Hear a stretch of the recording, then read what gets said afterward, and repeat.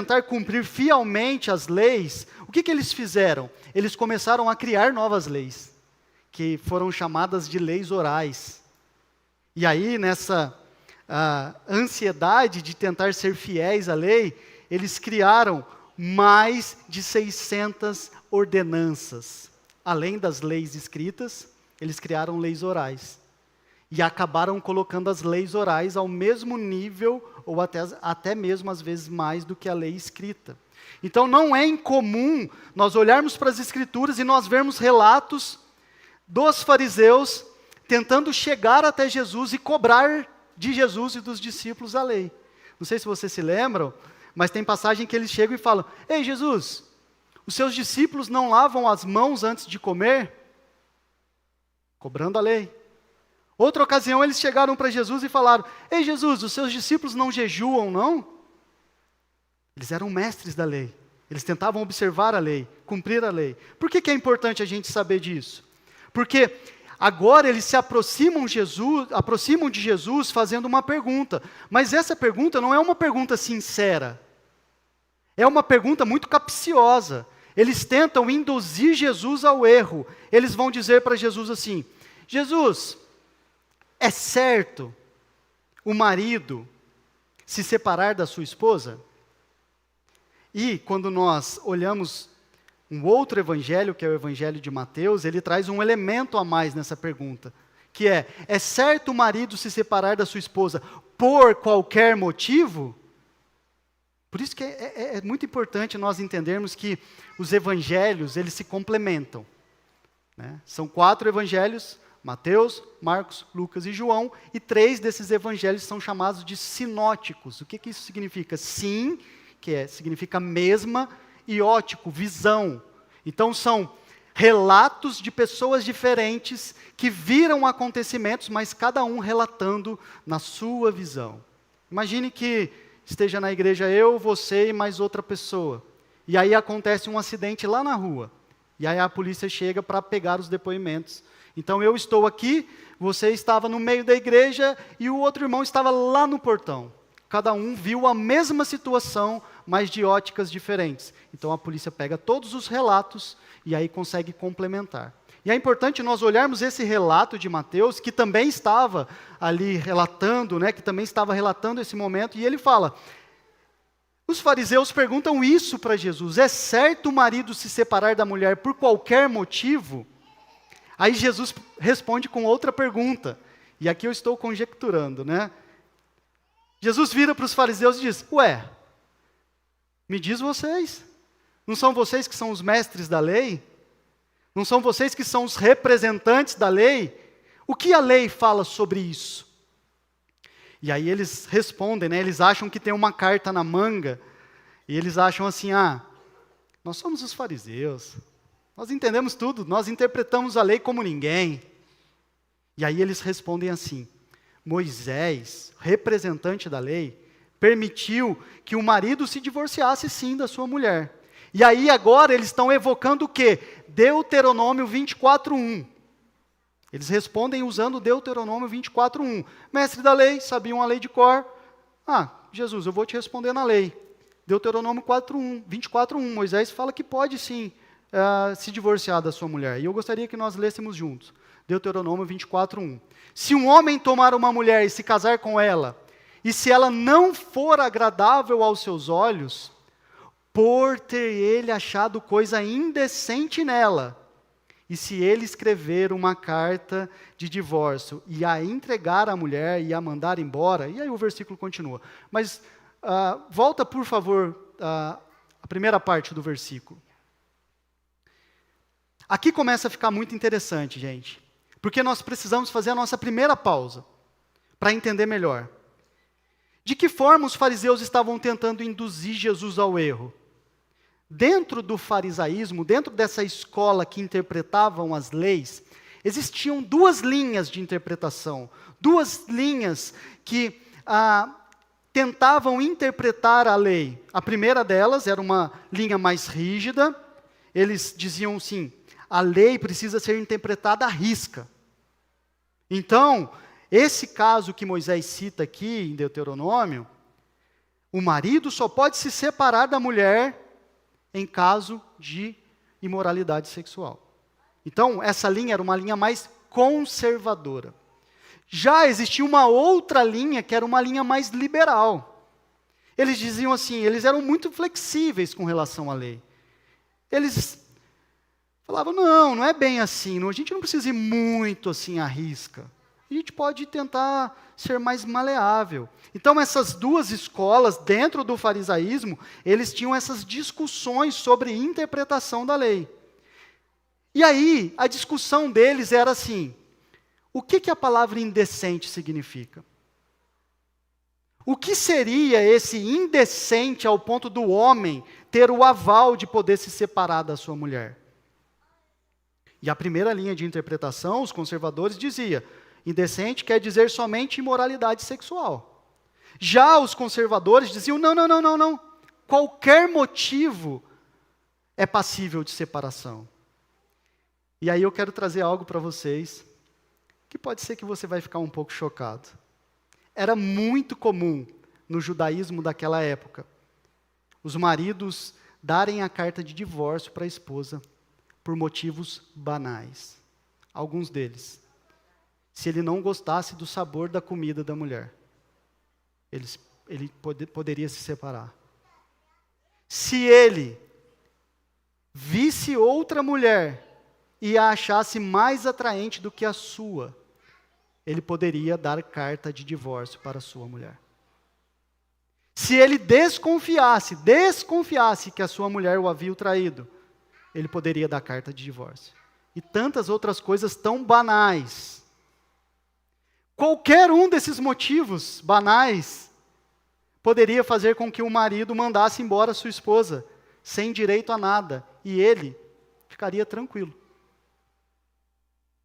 Talvez você, sabendo disso, já esteja pensando, então eu entendi. Essa é a pegadinha.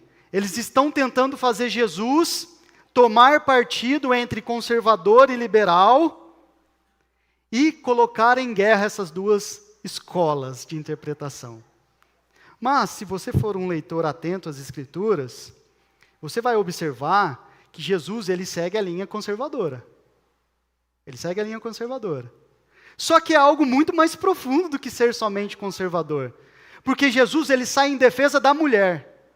Porque nesse caso, a mulher não tinha voz. Mas, muito mais do que tentar descobrir qual linha de pensamento Cristo seguia e tentar colocar Jesus contra essas duas linhas de pensamento, existe uma grande chance dessa pergunta capciosa dos fariseus trazer algo muito mais sério.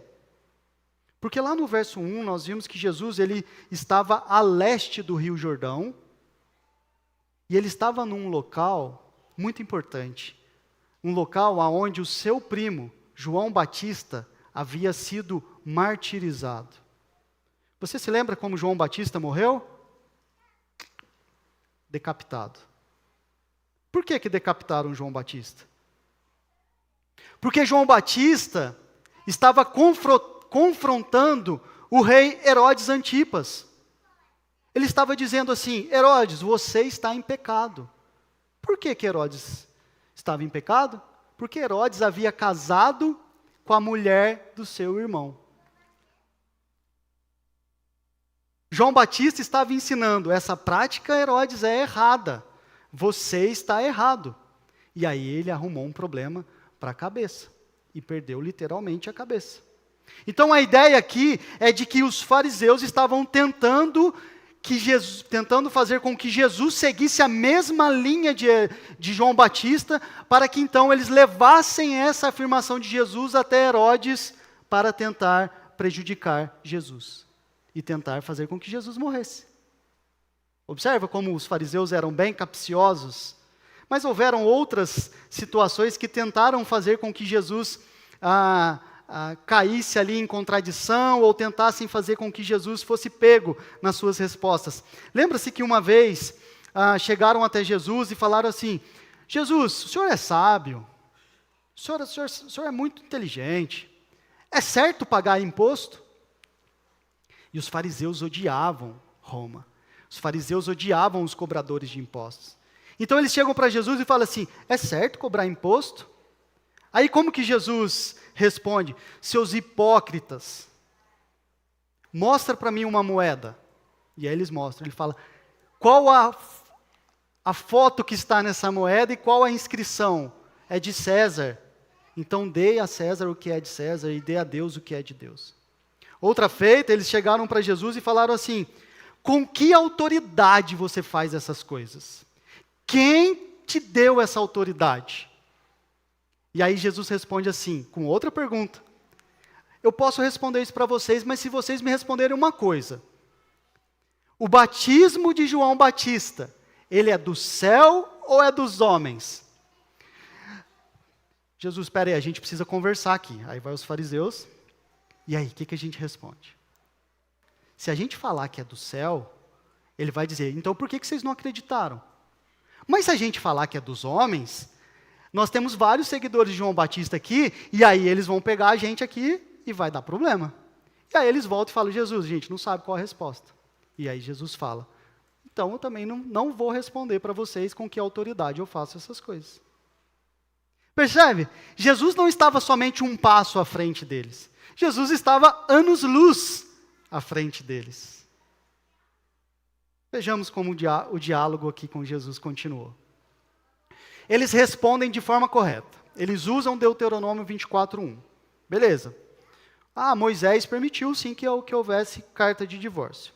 E aí Jesus continua no verso 5. Mas Jesus respondeu para eles, foi por causa da dureza do coração de vocês que Moisés deixou esse mandamento. Que fantástico, meus irmãos. Aqui há uma reviravolta.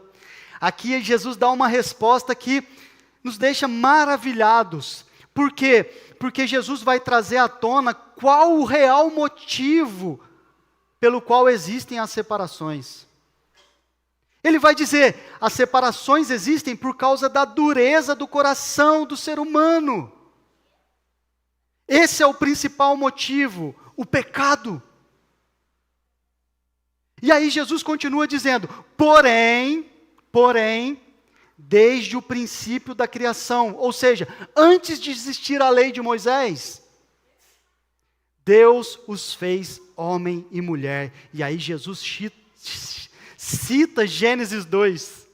Jesus cita Gênesis 2 para eles. Antes, desde o princípio da criação, Deus os fez homem e mulher, antes de existirem as leis. E aí aqui nós temos a verdadeira ideologia de gênero, em Gênesis 2, certo? Deus fez homem e mulher. Deus fez homem e mulher. E por ter feito os dois, e aí ele continua, o homem deixará o seu pai e a sua mãe, e se unirá à sua mulher, tornando os dois uma só carne. E aqui a palavra unir tem o significado de colar, cimentar, aderir, ligar-se firmemente. E essa união inclui fidelidade e lealdade. Guardem essas palavras. Essa palavra, unirá a sua mulher, ela quer dizer ligar-se firmemente e ela inclui fidelidade e lealdade. E aí Jesus arremata no verso 9, dizendo, portanto, ninguém, nem o homem que quer se separar e nem a mulher que quer se separar, separe o que Deus ajuntou, ou seja, o que Deus colou, o que Deus uniu, o que Deus aderiu, o que Deus ligou firmemente. E aqui nós precisamos quebrar mais um paradigma. Porque nós temos uma ideia, e ela é muito pagã, de que nós temos uma alma gêmea. Você já deve ter ouvido essas frases, né? Esses jargões. Não, toda panela tem a sua tampa. Todo mundo tem o outro lado, a metade da laranja. Mas tudo isso são ideias pagãs. Sabe por quê?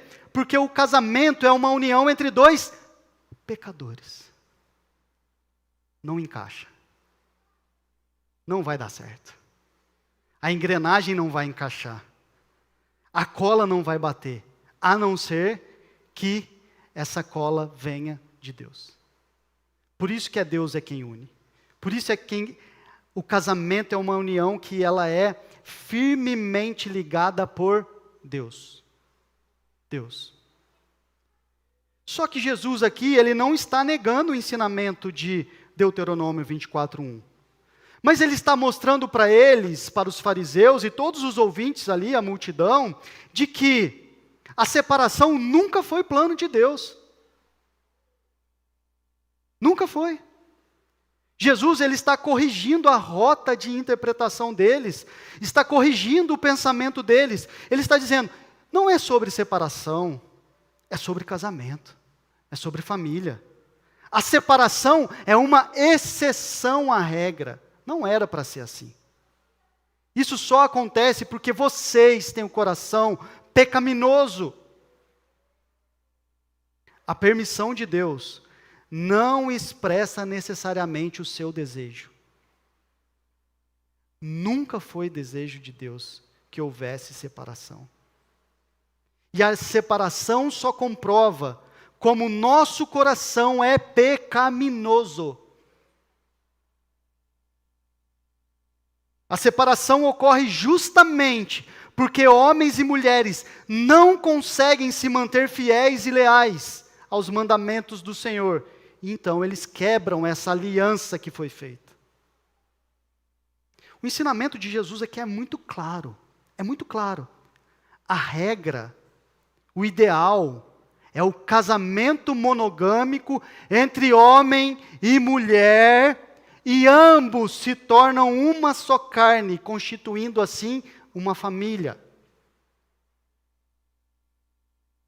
É claro, isso é muito claro.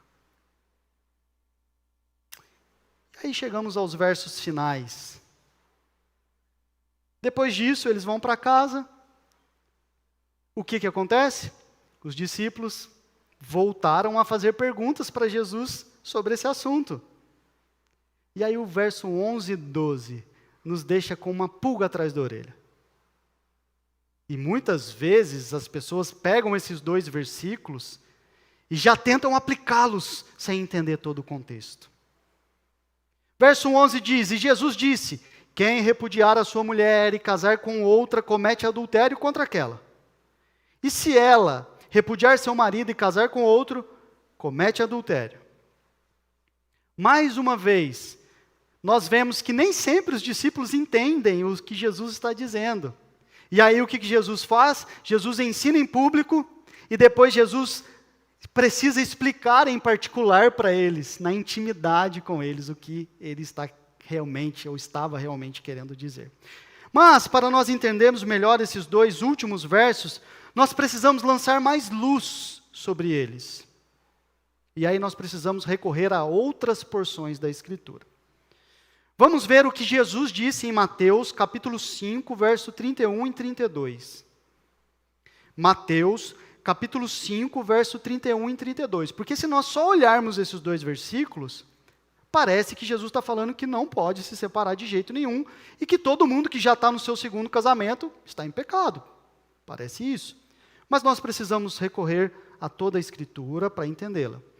Jesus disse no verso 31 de Mateus 5, também foi dito, aquele que repudiar a sua mulher deve dar-lhe carta de divórcio. Aí ele cita a lei de Moisés, né? Ele está citando Deuteronômio 24:1. Eu, porém, lhes digo, quem repudiar a sua mulher, exceto em caso de relações sexuais ilícitas, a expõe a se tornar adúltera. E aquele que casar com a repudiada comete adultério. Opa, nós temos mais clareza aqui. E aqui responde a nossa dúvida se Jesus era para o lado mais conservador ou liberal. Então Jesus está defendendo o lado de que existe sim casos em que pode haver separação. E aí ele diz, exceto no caso de relações sexuais ilícitas. Então nós temos mais clareza. Se um dos cônjuges se desviar dos padrões bíblicos com relação à vida sexual do casal, então há sim base legal para a separação. Por exemplo, se dentro do casamento houver fornicação, houver adultério, prostituição, homossexualismo, então há base legal para a separação. Essa é a primeira base legal para a separação. Toda a imoralidade sexual comprovada dá ao cônjuge que foi ofendido uma base legal para se separar. Certo? Primeira. Mas o apóstolo Paulo traz mais um elemento.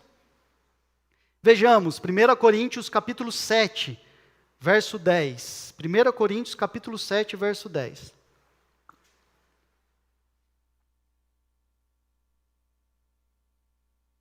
Aos casados ordeno, não eu, mas o Senhor, que a mulher não se separe do marido, mas, se ela se separar, que não se case de novo, ou que se reconcilie com seu marido, e que o marido não se divorcie da sua esposa. Aos outros, digo eu, não o Senhor, se algum irmão estiver casado com uma mulher não crente, e esta concorda em morar com ele, não se divorcie dela. E se uma mulher estiver casada com um homem não crente, e este concorda em viver com ela, que ela não se divorcie do marido. Porque o marido não crente é santificado no convívio da esposa, e a esposa não crente é santificada no convívio do marido crente. Se não fosse assim, os filhos de vocês seriam impuros, porém agora são santos. Mas, e aqui é outra exceção, se o não crente quiser separar-se, que separe. Em tais casos, não fica sujeito à servidão nem o irmão, nem a irmã. Deus chamou vocês para viverem em paz. Outra base legal para a separação é no caso do jugo desigual. Quando um dos cônjuges não é cristão e deseja se separar. Essa questão, essas duas exceções sobre o segundo casamento e o adultério, que nós vimos nos versos 11 e 12, elas precisam ser entendidas em relação aos divórcios que não se enquadram às bases legais que as Escrituras dão. Então, todos aqueles divórcios que aconteceram sem houver, que não foi causado por causa dessas duas exceções que a Bíblia dá, ou seja, todo casal que se separou por motivos banais, ou seja, pastor, eu vou separar porque não tenho mais, existe uma incompatibilidade entre a gente. Eu vou separar porque o amor esfriou. Eu vou separar porque eu achei que o casamento era uma coisa é outra. Eu vou separar porque eu não estou feliz. Eu não gosto do jeito que ele ou ela come. Qualquer coisa banal, que não sejam as duas exceções, aos olhos de Deus, a pessoa continua casada. Portanto, um segundo casamento constitui uma relação adúltera. É isso que o texto está explicando. Então, quando Jesus traz o verso 11 e o verso 12, nós precisamos olhar esses dois versos nesse contexto de separações banais, porque é essa pergunta que os fariseus trouxeram para Cristo. O homem pode se separar da mulher por qualquer motivo? E aí Jesus diz, claro que não. Existem duas exceções. E essas exceções não são porque é uma vontade de Deus. É uma permissão de Deus porque vocês são pecadores. Isso precisa ficar muito claro para nós. Por quê? Porque a Bíblia ela vai nos ensinar sobre a instituição original. E vai falar que o casamento é algo divino. Lembre-se, os fariseus trouxeram essa questão para Jesus numa ótica liberal. Mas Jesus responde para eles mostrando o que a Bíblia diz sobre o casamento. Jesus ensinou para eles que o propósito para o casamento é um propósito para a vida toda. Até que a morte os separe, ou até que Cristo venha. E por fim, Jesus deixa muito claro que a união entre o homem e uma mulher, ela não pode ser dissolvida por decretos humanos. Somente Deus está autorizado em determinar as bases para essa dissolução. Então lembre-se, essa é uma permissão de Deus, não é uma ordenança de Deus. Não é uma ordenança, é uma permissão. E essa permissão só acontece porque nós somos pecadores. E isso não anula o propósito original do matrimônio. Ficou claro isso? Estando claro isso, deixe-me trazer algumas aplicações, então. Aos casados, você que está aqui me ouvindo e você é casado, lute por seu casamento. Se esforce para manter-se casado. Sonde o seu coração, proteja o seu coração, para que você não cometa os pecados que possam desonrar o seu matrimônio e desonrar o nome de Jesus. Se você tem percebido que o seu coração tem se endurecido, suplique a Deus.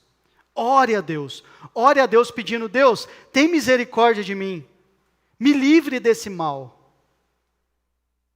E se você é um crente que é casado com um não crente, o meu conselho para você é: viva uma vida piedosa, viva uma vida temente a Deus, ame a Jesus e demonstre através das suas atitudes o que Deus já tem feito na sua vida. Tudo isso na esperança de que o seu cônjuge se converta. Ore por ele incansavelmente e seja fiel. Seja fiel.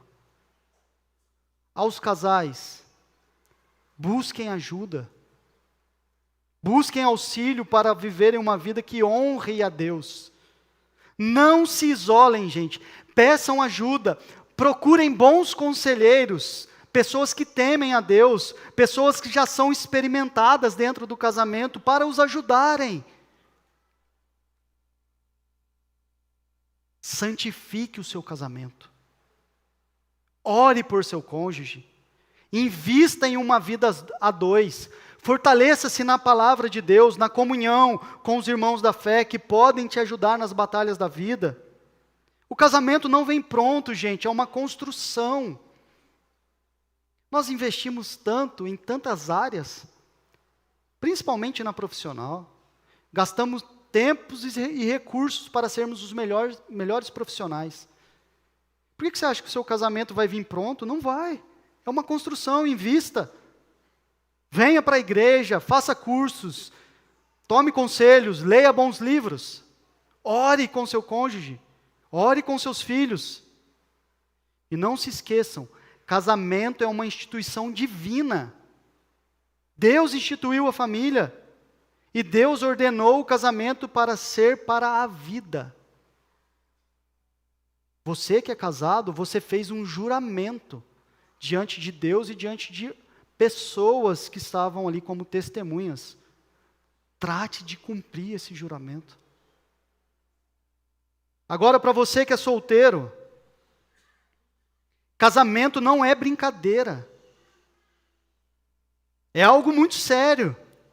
Então, você que está solteiro, escolha muito bem a pessoa com quem você vai se tornar uma só carne. Lembre-se, você vai se unir a essa pessoa, você vai estar intimamente ligado a essa pessoa.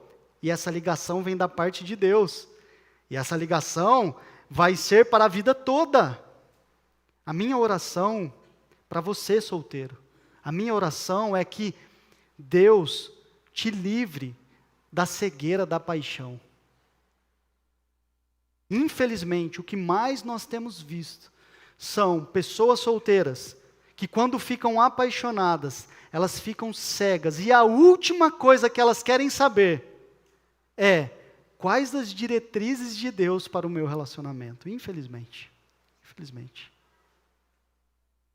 Então, solteiros, de forma bem prática para vocês, a primeira coisa e crucial quando você for escolher alguém, faça essas perguntas. Essa pessoa, ela é cristã? Mas ela é cristã temente a Deus? Ela é alguém convertida e compromissada com Jesus? Se a resposta for não, esquece. Esquece. Julgo desigual. Quantas e quantas pessoas não casaram na esperança de mudar o cônjuge depois do casamento? Mas isso nunca aconteceu. E hoje essas pessoas estão sofrendo por causa do julgo desigual. Não é brincadeira, gente. Leve muito a sério essa questão. Você, homem ou mulher que está solteiro, não abra mão dos valores cristãos. Não abra mão. Agora, por fim, aos separados, aqueles que já passaram pela dor da separação. A primeira coisa que eu quero dizer para você, meu querido irmão e irmã, é que eu sinto muito que você tenha passado por isso, ou que você esteja passando por isso. Sinto muito que você esteja passando pela dor da separação, e eu imagino que não seja fácil. Não seja fácil. O primeiro conselho que eu preciso te dizer é: perdoe. Perdoe. Eu não sei a sua história, eu não sei se você foi a parte ofendida ou a parte ofensora. Eu só sei que a primeira coisa que nós precisamos fazer é perdoar.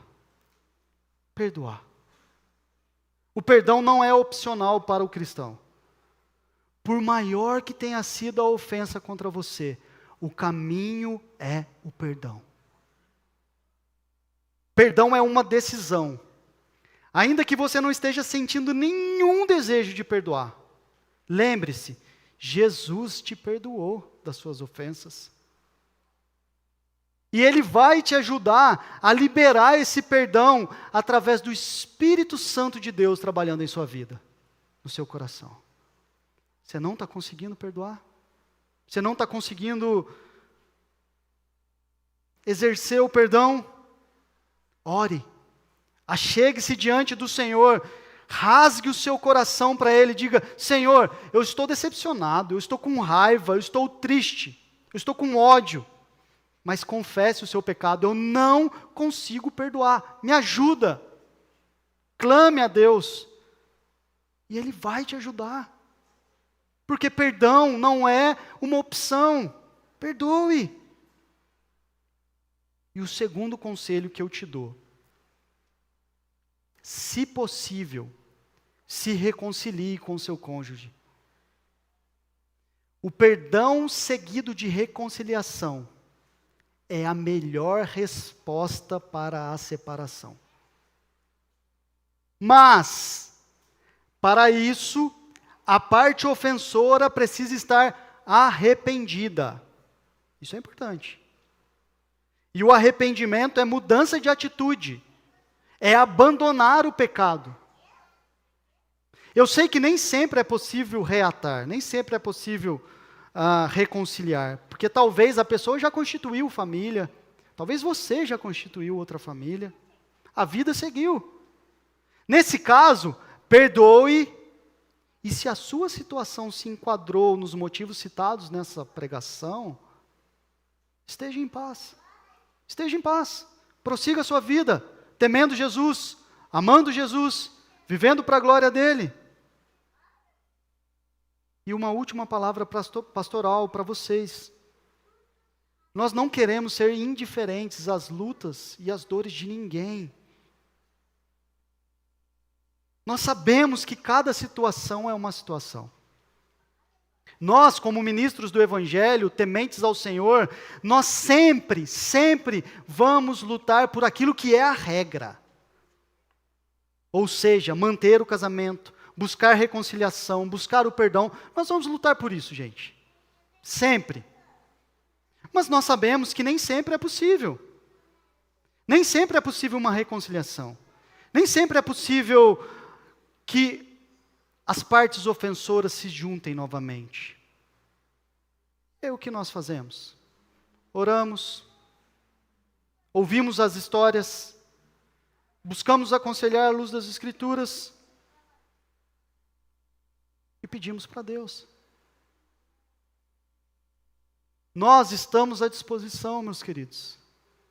Nós, pastores, estamos à disposição para te ajudar, caso você esteja passando por qualquer situação de relacionamento. Busque ajuda. Busque ajuda. E agora eu gostaria de encerrar esse sermão te convidando a pensar no primeiro casamento da história da humanidade. Você sabe qual foi? Adão e Eva. Deus criou o homem, Adão, deu a ele uma auxiliadora, Eva, e então eles formaram a primeira família da humanidade. Casamento perfeito. Um casamento entre dois seres perfeitos, vivendo em plena comunhão e intimidade com Deus. Porém, aconteceu algo muito sério. Adão falhou na sua missão de ser obediente a Deus. Ele pecou. Então, depois do pecado, a primeira acusação aconteceu. Senhor, foi a mulher que o Senhor me deu. A partir de então, aquilo que Deus planejou para a família, aquilo que Deus fez como algo perfeito, algo íntimo com ele, ficou manchado. E nós colhemos isso até hoje. O pecado estragou tudo. O pecado estragou. Porém, em outro momento da história da humanidade, veio a essa terra o segundo Adão, Jesus. Ele sim, ele não falhou em viver uma vida de perfeita obediência a Deus. E para esse Adão, Deus dá uma noiva. Deus deu uma noiva para Adão. Quem é essa noiva? A igreja invisível, composta de todos os eleitos espalhados por todo o mundo ao longo de toda a história. O apóstolo João, lá na ilha de Patmos, ele tem uma visão do final dos tempos. E quando ele tem essa visão, ele escreve o livro de Apocalipse, a carta de Apocalipse. Em um momento dessa visão, sabe o que ele vê? Ele vê o noivo, Jesus, se encontrando com a noiva, a igreja, juntos participando de um grande banquete de casamento. E essa é uma realidade que todos os cristãos verdadeiros irão experimentar. Um dia, todos nós estaremos diante de Jesus. E então, o casamento finalmente será consumado. Nós viveremos com Ele em perfeita união, perfeita intimidade, sem a presença do pecado para atrapalhar. Mas, enquanto esse dia não chega, o que Jesus faz? Ele prepara a sua noiva. Jesus está preparando a igreja, como diz Efésios, capítulo 5, verso 25. Cristo amou a igreja e se entregou por ela, para que a santificasse, tendo-a purificado por meio da lavagem de água e pela palavra, para a apresentar a si mesmo como igreja gloriosa, sem mancha, nem ruga, nem coisa semelhante, porém santa e sem defeito. Jesus ama, Jesus cuida, Jesus protege e separa a sua noiva para esse grande encontro, esse grande banquete, as bodas do Cordeiro. O casamento vai acontecer. A minha pergunta para você, meu querido irmão e irmã, como você tem se preparado para esse dia? Você tem ansiado em encontrar o noivo? Você tem se santificado e se separado esperando por ele? Ou, enquanto ele não vem, você está se prostituindo com vários amantes? Nós temos tido o privilégio de celebrar casamentos. É uma benção, é muito bom celebrar casamento. Nós fizemos alguns casamentos aqui na igreja já, nós fizemos do Paulinho e da Tata, fizemos do Tiago e da Isabela, fizemos do Pietro e da Rafa, fizemos do Matthew e da Belle. Desfrutar desse momento é muito bom, gente. Celebrar com eles é muito bom. Mas você já parou para pensar como é o pré-casamento? Sem dúvidas, a cabeça do noivo e da noiva estão diariamente pensando no grande dia. Eles estão pensando no dia que vai chegar. Um dia a menos, está chegando, não é verdade? Você que é casado, provavelmente você passou por isso. Ah, pastor, não vejo a hora de chegar o dia. Ah, pastor, está próximo, eu estou ficando com frio na barriga. Nós temos tanta coisa para resolver ainda, mas está sendo muito bom. Ah, não vejo a hora de não ter que levar mais ele ou ela para casa, mas nós irmos juntos para a nossa casa. Nós, queridos, como igreja, a noiva de Cristo, também devemos estar com a mente voltada para o grande dia. Devemos esperar esse momento, falar desse momento, ansiar por esse momento, porque vai ser um dia glorioso. Aleluia! Nós clamamos, Maranata, Maranata. E sabe o que é muito belo em tudo isso? Que Deus, Ele instituiu para a igreja visível e invisível, uma ordenança, para nós nunca nos esquecermos de que esse grande dia virá. Sabe qual é essa ordenança? A ceia do Senhor. Todas as vezes que nós nos participamos da ceia, nós lembramos daquilo que Cristo fez por nós, e nós nos lembramos que um dia nós estaremos junto com Ele ao redor da mesa, num grande banquete, celebrando esse casamento, mas agora de forma definitiva. Jesus, na sua última ceia, Ele institui a ceia e diz: eu não vou mais fazer isso, até que venha aquele grande dia. O nosso noivo anseia para nos encontrar e cear conosco. E juntos nós celebrarmos esse casamento. Dia maravilhoso vai ser, meus irmãos. E eu quero terminar com a passagem de Malaquias 2,16, a parte A. Porque o Senhor, o Deus de Israel, diz que odeia o divórcio. Sabe o que isso quer dizer, meus irmãos? Que Deus jamais vai se separar de nós. Jamais vai se separar de você. Vamos orar?